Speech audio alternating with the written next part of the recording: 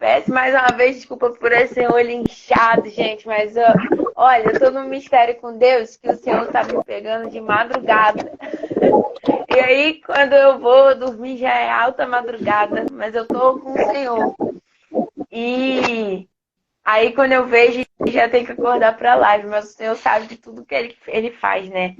E ontem foi um desses dias, graças a Deus, que a presença de Deus veio mais uma vez e me pegou na madrugada. Jesus, nesse tempo, decidiu me encher de madrugada e me botar na live às 6 horas da manhã. Ou seja, eu acho que ele estava botando um pão quentinho na minha mão para distribuir para vocês logo cedo. E aí eu chego aqui com essa cara mesmo, mas é isso. Vamos lá. Continuando o nosso estudo, né? Sempre tenho repetido isso. A gente já está aí na reta já passamos da metade, já estamos aí na reta, eu diria assim, das retas finais, assim, do nosso estudo. A gente está falando sobre a característica do... Tia tá chiando bastante aqui pra mim, não sei se o pessoal tá chiando também. Agora parou, melhorou. Aqui não tá, não. Melhorou agora. A gente já tá aí nas retas finais, né, do nosso estudo, e a gente está falando sobre as características do mordomo agora, as características do mordomo cristão, das características daquele que serve ao Senhor, que pratica mordomia para o Senhor, colocando o nosso serviço debaixo da adoração de Deus, né? Amém, Ed? Obrigada. Glória a Deus que unge os olhos de vocês. E aí ontem a gente leu o texto que Tia Havana estava lendo no início da live, falando de Lucas. O texto que está lá em Lucas, no capítulo 12, a gente botou a partir do 34, né, tia? Se eu não me engano, até o 48. Isso. E aí a gente viu ontem como que um texto pequeno estava repleto de informações, segredos, mistérios do Senhor, para serem distribuídos no nosso meio, para que a gente praticasse. A gente viu muitas características do mordomo, como ele precisa ter ternura, ter palavras de vida, ser cheio do Espírito Santo, ser responsável, ser vigilante, ser fiel, amar as pessoas. A gente viu tantas características dele, para ele não ser pego de surpresa quando o Senhor voltar e prestar contas com ele. E hoje a gente vai continuar vendo características desse mordomo cristão, que somos eu e você. Também antes de entrar hoje nos tópicos, eu pretendo falar de dois, mas vamos ver o que o Senhor vai fazendo, porque ele tem feito do jeito que ele quer, né? Eu queria dizer para vocês que alguns de vocês estão me dando alguns retornos, alguns testemunhos, e também para a Tia Havana, né?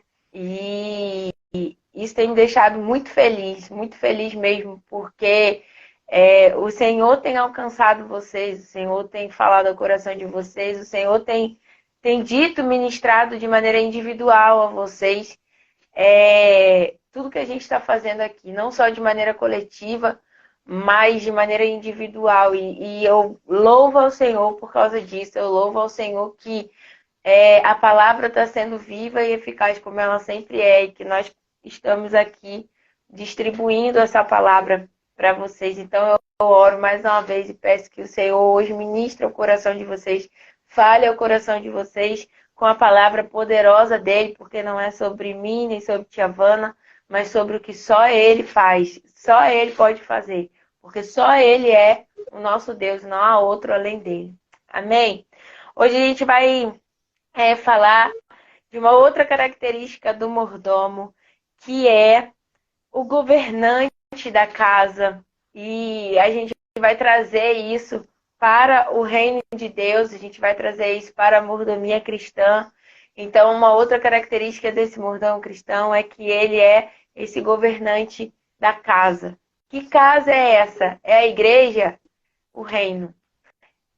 O mordomo é um governante do reino. Jesus, quando ele esteve aqui, ele fez tudo o que ele fez, ele apresentou o reino, ele pregou o reino, ele ensinou o reino.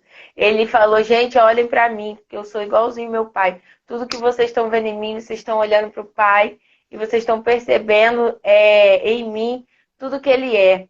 E eu estou falando para vocês que depois que eu acabar a minha obra, então eu vou morar, habitar dentro de vocês e eu vou entregar esse reino na mão de vocês.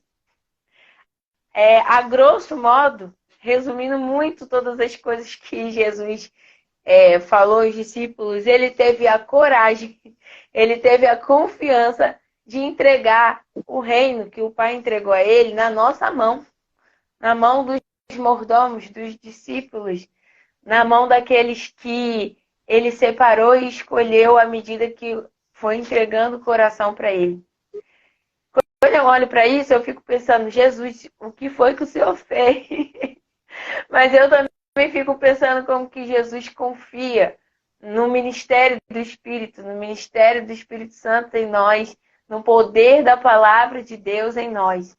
Então, o que Jesus fez foi transformar você e eu, não só em filhos, mas em representantes e bons governantes desse reino. Além de embaixadores de Cristo, ou seja, nós somos um representante oficial da pessoa de Cristo, de todo o reino, na ausência dele. Além de ele fazer isso conosco, ele falou, eu vou colocar o reino na mão de vocês, para que vocês governem o reino, enquanto eu não estou aqui. E assim como a gente entrega a ele toda a glória, Jesus também entregará ao Pai toda a glória. No final de toda essa aventura, né? Toda essa história aqui de verdade, de entrega, de mistério que o Senhor escreveu para nós como filhos de Deus. Então, eu quero que você entenda hoje que o reino de Deus está nas suas mãos.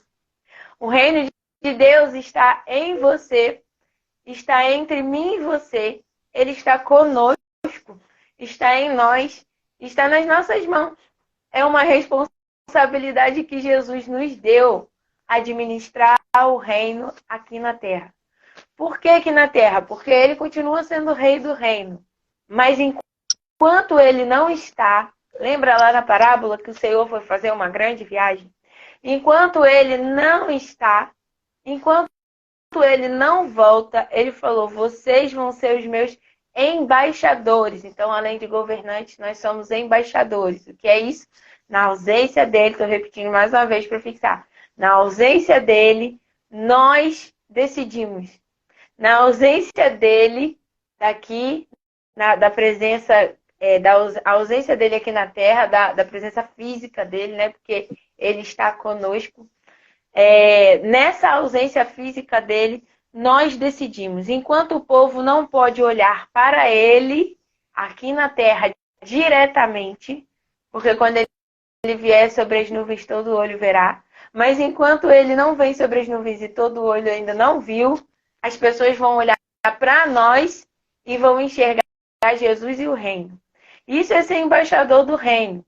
É você ter esse cargo de realmente estar nessa categoria. O embaixador, quando você vai olhar no dicionário, está escrito assim, a categoria hierarquicamente mais importante de representante diplomático de um Estado junto a outro. Ou seja, enquanto você está fora da sua nação, fora do lugar geográfico de onde você pertence, e nós ainda estamos fora da Nova Jerusalém, nós ainda estamos fora do lugar geográfico onde o reino vai de fato se manifestar. Então nós somos embaixadores, nós representamos essa Nova Jerusalém, onde nós estamos. Onde nós estamos? Aqui nesse mundo. Aqui nesse mundo que está cheio da glória de Deus, mas que pertence a um sistema falido até que Jesus volte e restaure todas as coisas. Eu e você, como mordomo, somos embaixadores. Nós somos hierarquicamente a categoria mais importante de representante de um Estado, ou seja, do reino. O Senhor falou, é isso que eu estou dando a vocês. Eu estou dando autoridade para me representarem. E não só me representarem, mas governarem. Quando tem uma embaixada, as decisões que são tomadas na embaixada, em um determinado lugar, é o que vale para o povo daquela nação. As leis que prevalecem dentro da embaixada são as leis daquela nação, de origem da embaixada. Se você está nos Estados Unidos e acha uma embaixada do Brasil, o que vai valer dentro da embaixada do Brasil são as leis dos Estados Unidos. Não, são as leis do Brasil e não dos Estados Unidos. Então, para não ficar muito confuso, enquanto nós estamos aqui, dentro da embaixada, dentro do lugar de autoridade que você exerce, eu exerço, a Havana exerce, e a igreja do Senhor ocupa, o que vale são as leis do reino e não desse sistema. É isso que Jesus fez conosco. Ele falou, eu vou dar a vocês leis, eu vou dar a vocês uma cultura, eu vou dar a vocês um governo, eu vou dar a vocês um entendimento do seu rei, conhecimento a respeito do seu rei, e eu vou dizer para vocês, sejam a minha embaixada, sejam esse lugar, sejam esse espaço, ocupem esse espaço onde as leis do reino são as leis que vão prevalecer, e não a desse sistema falido. Nós somos embaixadores e, portanto, governamos segundo as leis do reino. Só mais uma vez repetindo, porque eu troquei para não ficar confuso. Se você está nos Estados Unidos e acha uma embaixada do Brasil, dentro daquele espaço da embaixada do Brasil, o que prevalece são as leis do Brasil e não dos Estados Unidos.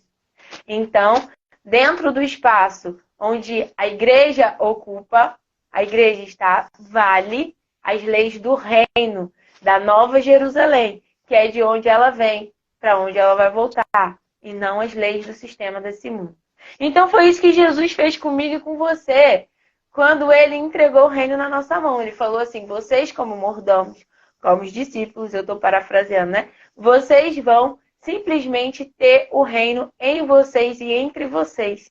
E vocês vão administrar esse reino diante desse povo que não me conhece, até que eu venha e todo olho me veja.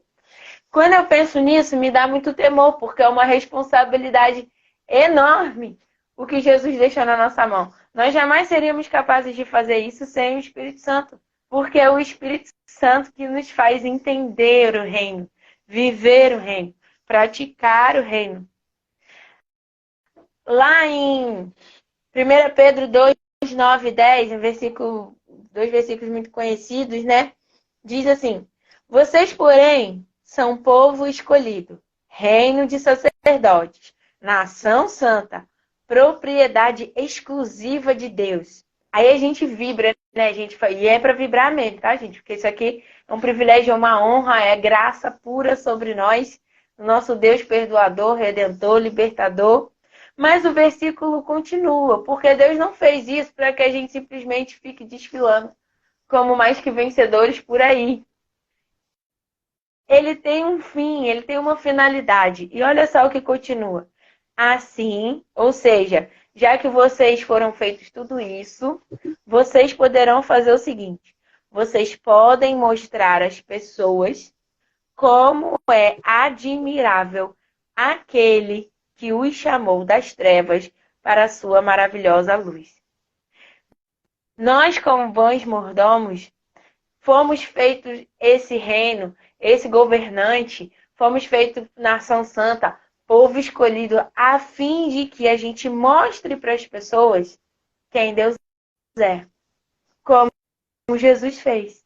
Então, eu estou provando para vocês que o que Jesus fez, que foi apresentar o Pai, foi o que ele deixou para que a gente fizesse quando ele não tá, enquanto ele não está, enquanto ele voltou para o Pai, para preparar lugar para nós e voltar para nos buscar. Assim, vocês podem mostrar às pessoas como é admirável aquele que os chamou das trevas para a sua maravilhosa luz. Quando eu e você fomos colocados no lugar de governo, a finalidade é mostrar às pessoas como é admirável aquele que os chamou das trevas para a sua maravilhosa luz. Quando a gente perde isso de vista, a gente fica um pouco perdido no nosso propósito. Porque aí começa a falar muito sobre nós e pouco sobre Deus. Deus diminui e a gente cresce, quando na verdade é o contrário.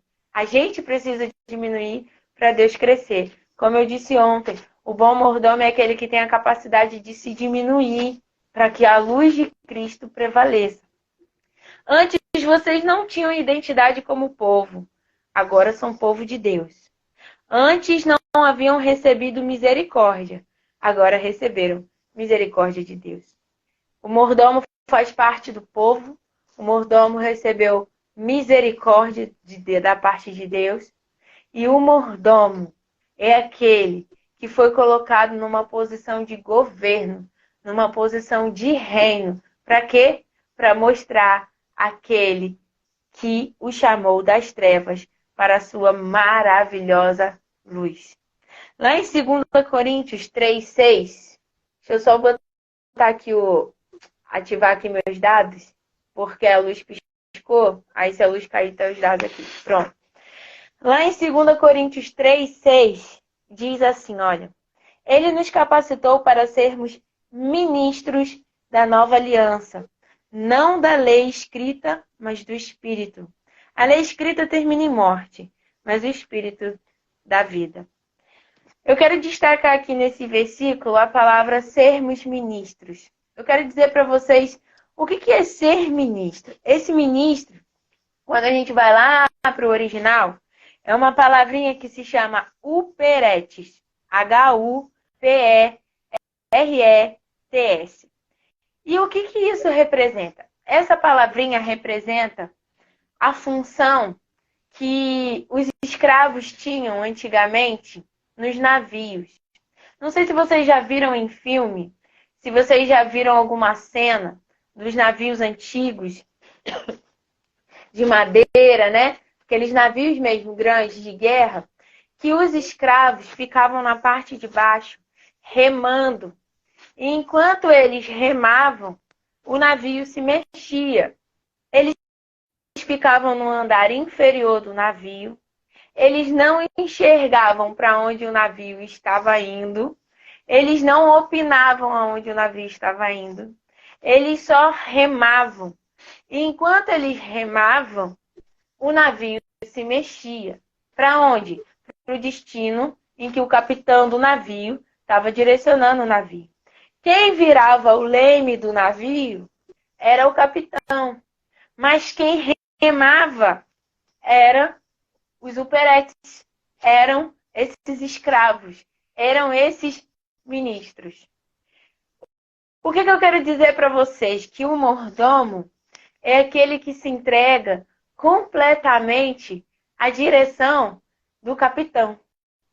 Nós decidimos, como escravos que nós somos da graça de Deus, mas somos escravos que decidiram ser escravos desse amor, porque o Senhor nos comprou e nos deu a liberdade. E quando Ele nos deu a liberdade, então nós, pelo livre-arbítrio, decidimos, como mordomos, ficar inteiramente ligados ao Senhor, e é esse o sentido de escravo aqui. Quando você decide inteiramente se prender ao capitão, se prender ao seu Senhor e fazer a vontade dele, nós decidimos não opinar na direção, não ficar sabendo o tempo todo de como as coisas vão acontecer e para onde o navio está indo. Nós decidimos ser os remadores e não a pessoa que segura o leme. Quando nós somos ministros da nova aliança, nós somos essas pessoas que fazem a nova aliança se mover. Nós fazemos o nosso navio chamado Nova Aliança se mover. Para onde? Para onde o capitão girar o leme. Se ele quer encontrar a nação A, a gente rema até lá. Se ele quer encontrar a nação B, a gente rema até lá. Se ele quer encontrar o vizinho da gente, a gente rema até lá. Se ele quer encontrar nossa família, a gente rema até lá. E a gente leva o navio da nova aliança para onde o capitão virar. esse leme. Nós, como mordomos, somos os remadores desse navio. Jesus é o cabeça. E nós, os remadores do navio. Se Jesus diz, eu quero alcançar uma alma que você nem conhece, que está ali no mercado, sentado, num banquinho, no lado direito ali do caixa, a gente rema até lá. A gente não fica questionando, mas Senhor, eu nem conheço essa pessoa. Mas Senhor, será que é isso mesmo? Mas Senhor, tem certeza que o Senhor vai fazer isso? Mas Senhor, eu não estou entendendo. Não, Deus, eu estou achando que é coisa da minha cabeça. Não, mas não fez sentido para mim essa ordem que o Senhor deu. A gente não faz isso. A gente está no andar inferior do navio, remando. E quem direciona o leme é o capitão. Nós levamos, ministramos a nova aliança. Nós fazemos o navio chegar até o ponto que o capitão do navio direcionou. Quem direciona é ele, mas ele confiou em nós para levarmos o navio até lá. Então, além de embaixadores, além de representantes, além de governantes, para que aquele que nos chamou das trevas para sua maravilhosa luz fique em evidência, nós decidimos, como mordomo, não decidir a direção, mas apenas remar. Remar. Nós somos os responsáveis por fazer navegar esse navio em que nós estamos. O navio dessa nova aliança. Portanto, onde Deus te direcionar, para onde Deus te apontar, para onde Deus mostrar o caminho, simplesmente reme. Porque é assim que nós decidimos viver. Quando dissemos para Deus, quero ser o teu ministro, quero ser o teu embaixador, quero ser o seu mordomo. Quando você rema o navio, confiando na direção do capitão, você está sendo um bom ministro do Senhor. Você está praticando a mordomia. Isso, por exemplo, na igreja é quando a gente, por exemplo, escolhe alguém para fazer alguma coisa, não segundo a aparência dessa pessoa, mas segundo o coração. E quem vê o coração? O Senhor. Então, quando a gente escolhe alguém para fazer determinada coisa, para cuidar de outra pessoa, para fazer qualquer coisa, estou dando só um exemplo dentro da igreja, baseado nos princípios da palavra, a gente está remando e não segurando o leme. Quando o Senhor diz para a gente fazer algo que aparentemente não faz o menor sentido, como igreja, ou você andando de maneira individual na rua, na sociedade, na sua família, em algum lugar, aquilo pode não fazer sentido para ninguém, mas se você ouviu do Senhor essa direção, então você só está remando. Quando eu e você pegamos o leme, geralmente dá tudo errado. Porque a gente não sabe, a gente não foi feito, o combinado não foi esse. Que a gente olhasse e decidisse a direção. Ah, para a direita é bom. Não. O combinado foi, eu vou apontar a direção e vocês vão remando. Meu barco, meu navio só vai chegar se vocês remarem. Mas quem aponta a direção sou eu. Onde que a gente encontrou isso no ministério de Jesus e o Espírito Santo está me lembrando aqui agora? Quando Jesus falou assim, passemos para o outro lado. Quando Jesus estava no barco, teve a vez que ele veio andando, né? Sobre as águas, mas teve a vez que ele estava dormindo no barco. Quem estava remando, quem estava conduzindo o barco, eram os discípulos. Mas quem decidiu para onde todo mundo ia foi Jesus. E é exatamente assim que ele está fazendo com a gente, mesmo na ausência física dele aqui. Eu vou continuar entrando no barco com vocês, mas eu vou continuar dizendo, passemos para o outro lado. Vamos para tal cidade. Vamos fazer isso e aquilo. E vocês? Vocês vão remando. Mas percebam que nesse episódio, quando aconteceu da tempestade, né, açoitar ali o barco, e os discípulos irem chamar Jesus e falar: Senhor, o Senhor não se importa que a gente morra? Jesus levanta, acalma a tempestade, bem tranquilo, vira para os discípulos e diz: por que vocês são tão tímidos? Então eu quero dizer que nós, como remadores do Senhor, recebemos de Deus também a autoridade para chegar onde Ele disse que nós chegaríamos. Não importa o que aconteça no meio do caminho enquanto você serve ao Senhor. Se Ele diz que nós iríamos chegar a tal lugar, você tem autoridade para chegar a tal lugar. Continue remando. Não largue o remo. Não largue o remo para ficar em desespero no meio do caminho. Porque enquanto você segura o remo e vai remando, você está com autoridade para chegar onde Deus disse que você ia chegar. Não largue o remo de maneira nenhuma. Porque o remo na mão é o respaldo da sua autoridade. Mas está uma chuva muito forte. Mas eu sou ministro. Eu sou um bom mordomo de Deus. Mas está com muito problema. Mas eu sou ministro. Eu sou um bom mordomo de Deus. Mas eu estou muito cansado. Mas eu sou um ministro. Eu sou um bom mordomo de Deus. Mas alguém me magoou. Mas eu sou um ministro. Eu sou um bom mordomo de Deus. Mas eu sofri uma dor muito grande. Mas eu sou ministro. Eu sou um bom mordomo de Deus. E quando você decide não largar o remo, você está com autoridade para chegar onde Deus disse que você chegaria. E onde Deus disse que você chegaria, como pessoa e como corpo. A todas as promessas que estão nessa palavra. Todas as promessas que existem aqui são lugares de destino para mim e para você. Não podemos largar o nosso reino. Então, como bons mordomos cristãos, somos embaixadores, ou seja, representante desse lugar, representante do rei, representante dessa cultura. Recebemos o poder de governo, porque nós fazemos prevalecer a lei de onde nós somos. No ambiente em que nós estamos, o que prevalece é a lei do reino e nenhuma outra. Recebemos também o novo nome de ministros, porque decidimos nos prender à vontade do nosso Senhor, do capitão, e remar, e fazer esse barco chegar onde ele precisa chegar. O Senhor aponta a direção